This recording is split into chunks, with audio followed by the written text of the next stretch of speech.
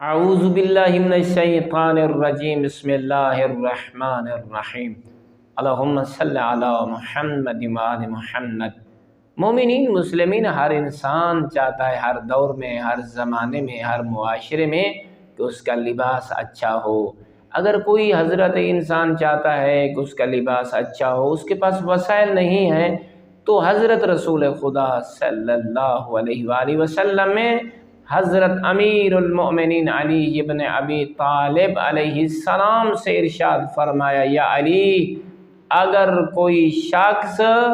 چاہتا ہے کہ میرا لباس اچھا ہو، برہنہ رہتا ہے، اس کے وجود پہ اصلاً لباس نہیں ہے، تو وہ اللہ کی بارگاہ میں اللہ کی پاکیزہ کتاب سے سورہ یاسین کی تلاوت کرے گا تو اللہ اسے لباس عطا فرمائے گا۔ تو مومنین ذرا غور کریں کہ ہم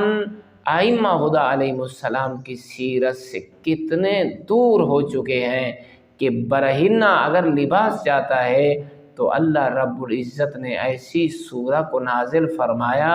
انسان کے تلاوت کرنے کی دیر ہے، اللہ فوراً اس سورہ کی برکت سے اسے لباس عطا فرماتا ہے۔ والحمد للہ رب العالمین۔